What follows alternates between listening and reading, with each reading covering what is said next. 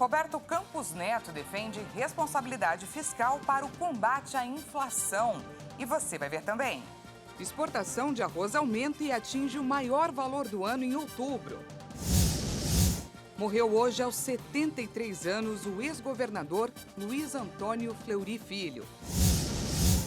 Zelensky diz a líderes do G20 que agora é o momento de pôr fim à guerra na Ucrânia. Mas Lavrov rebate que condições para retomar negociações são irreais.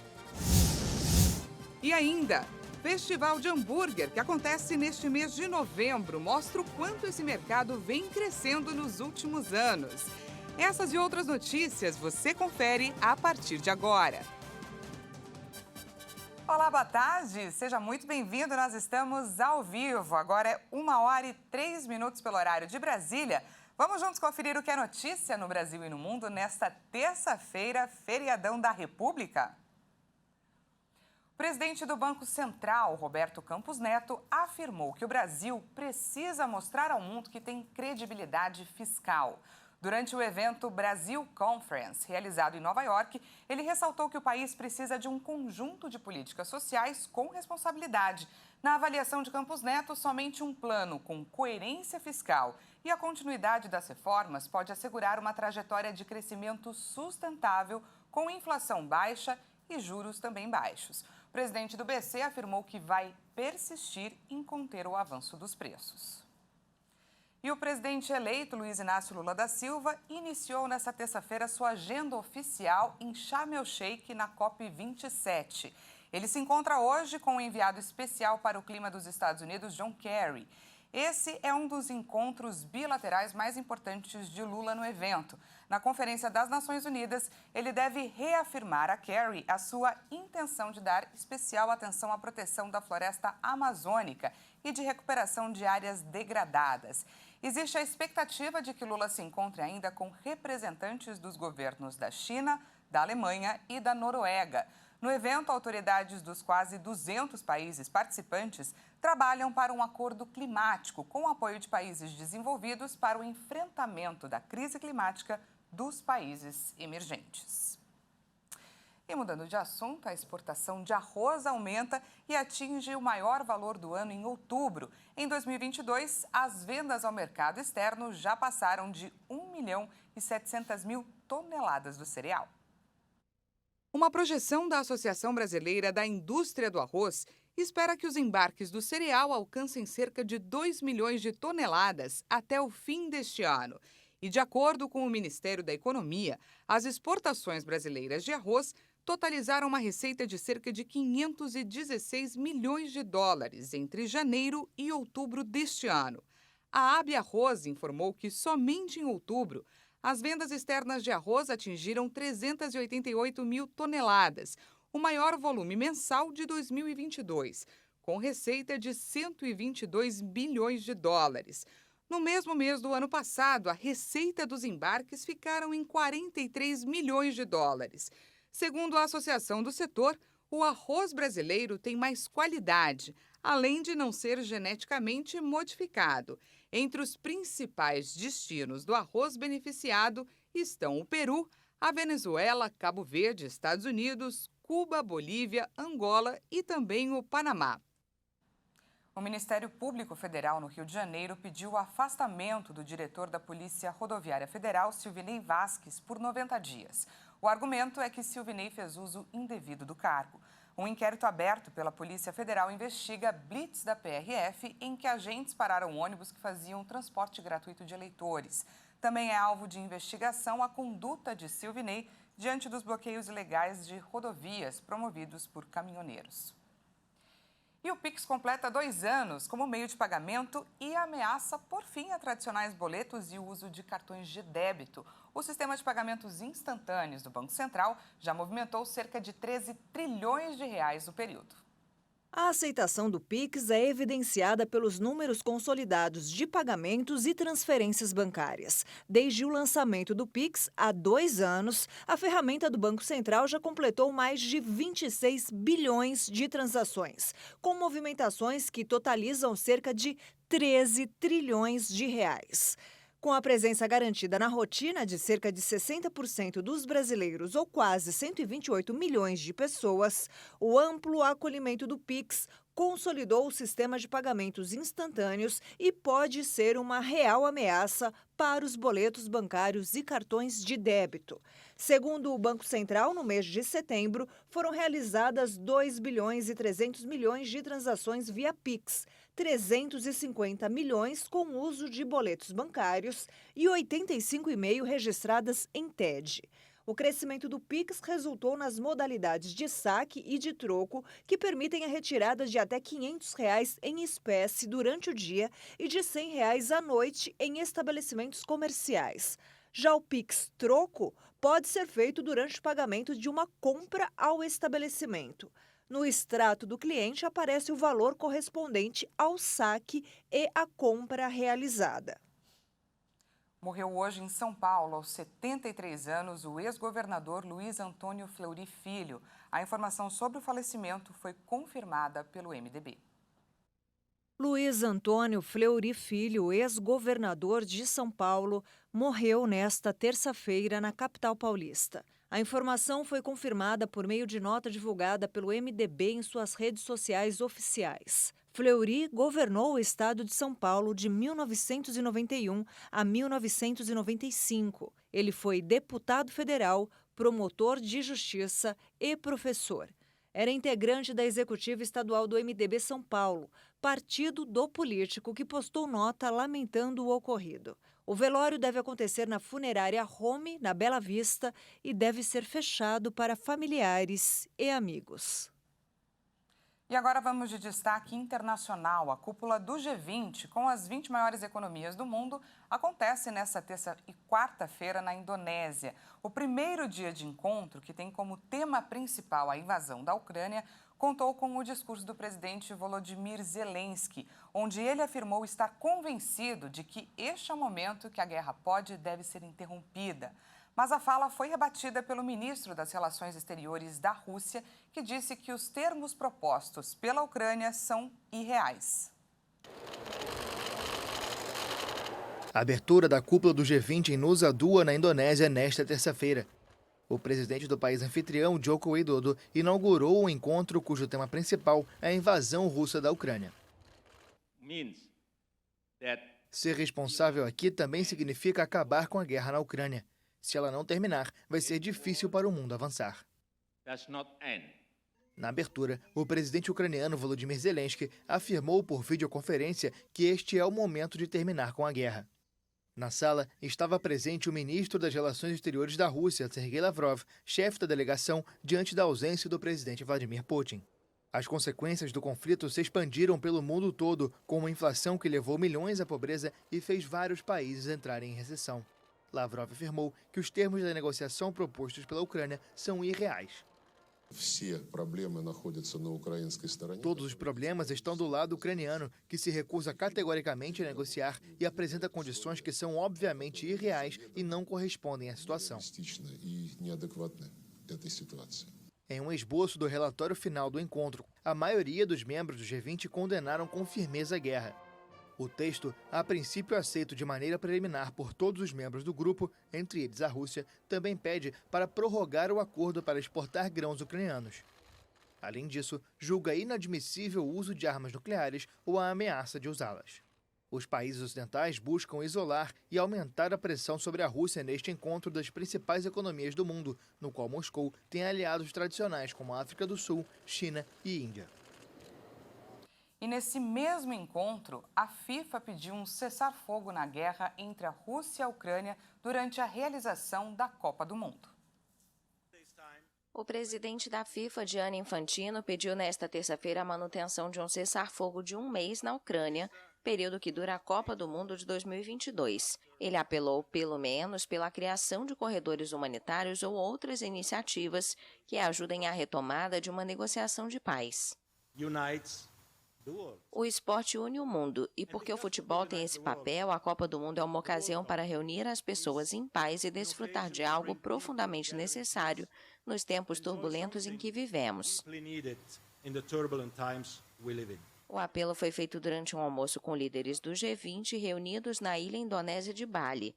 Vladimir Putin é a grande ausência neste encontro dos líderes das grandes economias do planeta. A Rússia é representada pelo ministro das Relações Exteriores, Sergei Lavrov.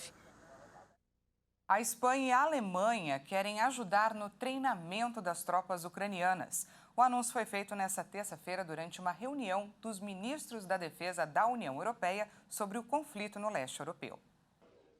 Os ministros da Defesa europeus iniciaram uma reunião em Bruxelas para lançar a maior missão de treinamento militar da história do bloco, com o objetivo de preparar até 15 mil soldados ucranianos.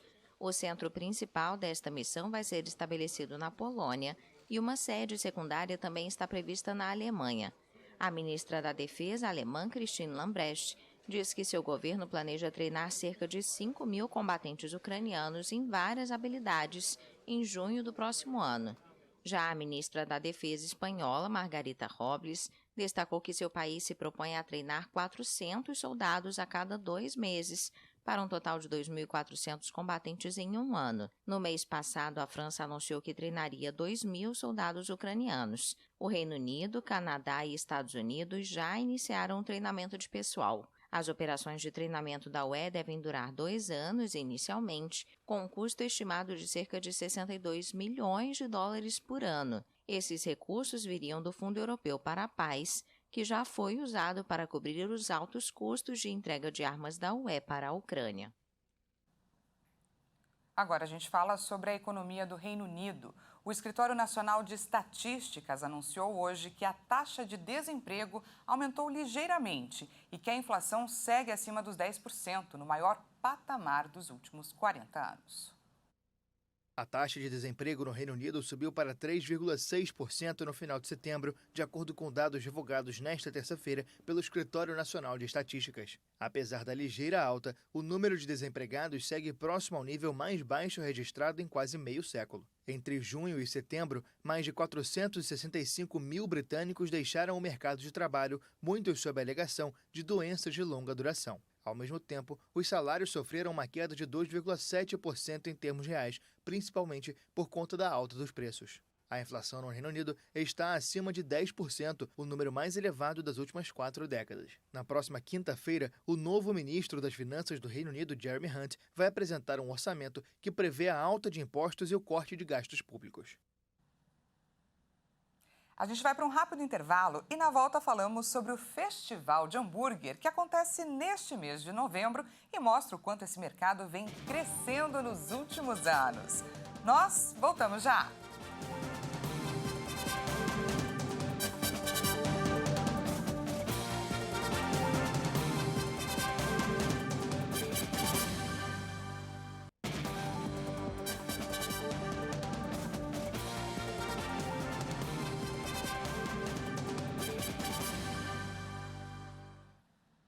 Seja bem-vindo mais uma vez nesse feriadão da República. Estamos de volta ao vivo, agora 1h18 pelo horário de Brasília. Voltamos com mais destaque internacional.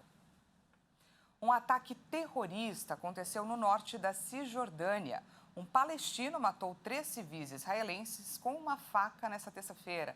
O homem ainda feriu várias pessoas com um carro e acabou depois morto. O exército israelense relatou um ataque com faca perto da zona industrial de Ariel, no norte da Cisjordânia.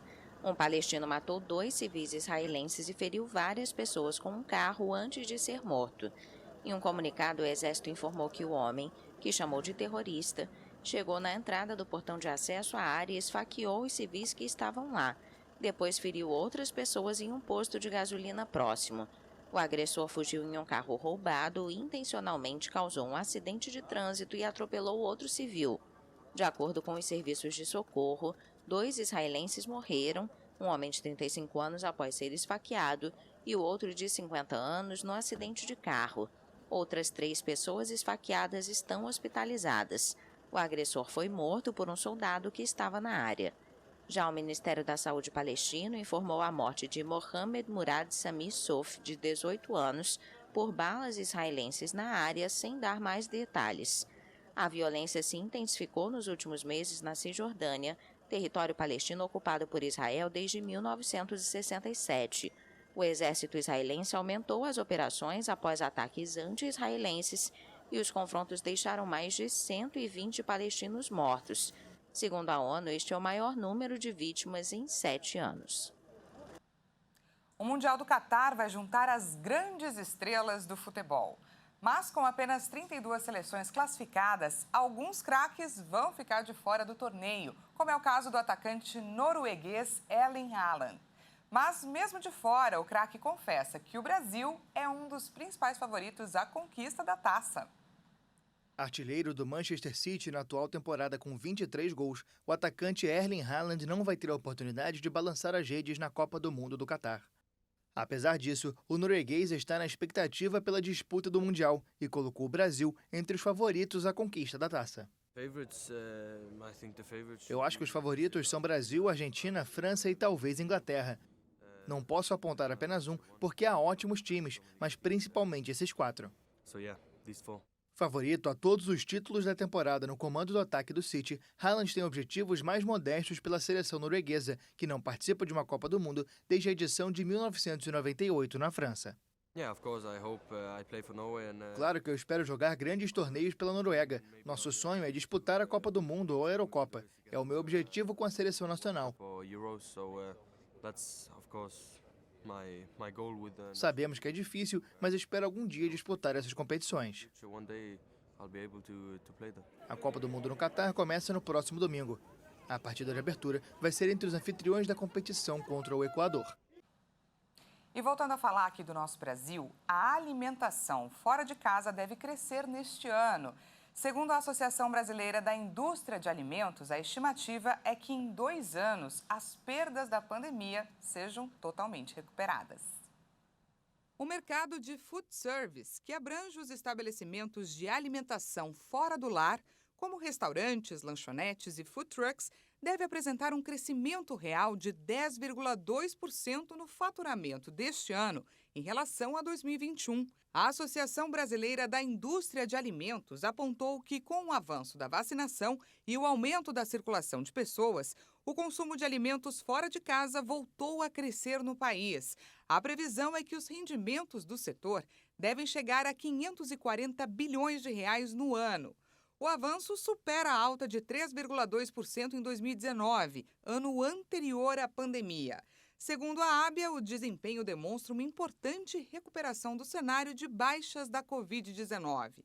A associação informou que, em 2020, o setor foi gravemente impactado pelas restrições à circulação de pessoas, o que provocou o fechamento de muitos estabelecimentos. Alguns negócios se reinventaram e fortaleceram novos modelos de atendimento, como o delivery. Essas viradas resultaram em crescimento, mesmo no momento mais desafiador de restrições. Apesar disso, naquele ano, houve retração de 27,5% no faturamento real. O segmento está otimista e espera para 2023 e 2024 que se concretize a tendência de reverter as perdas registradas durante o período mais crítico do coronavírus. E um festival de hambúrguer que acontece em várias capitais brasileiras nesse mês de novembro mostra o quanto esse mercado vem crescendo nos últimos anos. Só em 2021, o número de hamburguerias cadastradas em uma plataforma de comida mais do que dobrou e as vendas tiveram alta de 140%. Vamos conferir na reportagem especial da Maria Clara Leite. Prepara a carne, frita, seleciona os ingredientes e está pronto aquele hambúrguer pra lá de apetitoso. Quem não gosta? Cláudio Baran é um grande apreciador da iguaria, como até a roupa mostra. E não por acaso ele criou um festival que, ano a ano, vem contribuindo para o crescimento do hambúrguer gourmet no Brasil.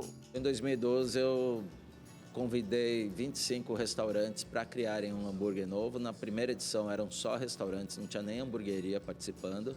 E foi um sucesso e desde então o mercado de hambúrguer começou a crescer loucamente. Hoje está um dos maiores segmentos da gastronomia. Quando o Burger Fest nasceu, existiam cerca de 350 hamburguerias em toda a região metropolitana de São Paulo. E hoje, apenas uma década depois, são aproximadamente 7 mil por aqui e 30 mil em todo o Brasil.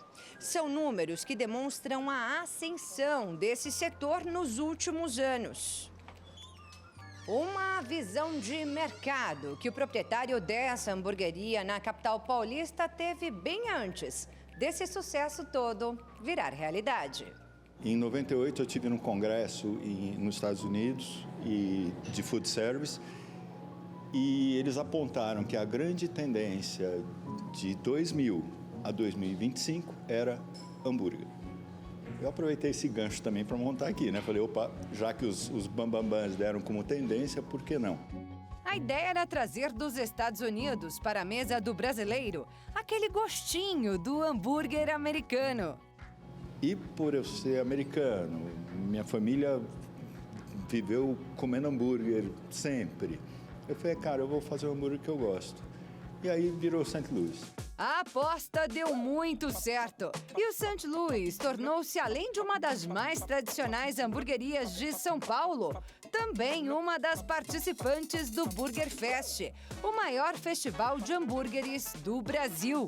Ao todo, são 550 hamburguerias participantes em 11 estados brasileiros.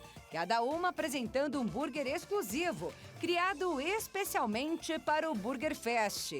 O objetivo aqui é proporcionar uma experiência gastronômica especial aos apaixonados por hambúrguer no festival que acontece apenas neste mês de novembro. Para consultar a lista de restaurantes participantes e para outras informações, acesse o site burgerfest.com.br. Até dia 30 de novembro, depois só ano que vem.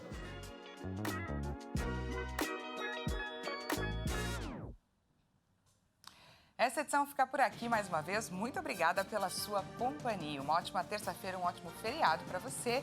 E daqui a pouquinho eu volto, a 1h50 com mais informações. Então não perca. Até mais!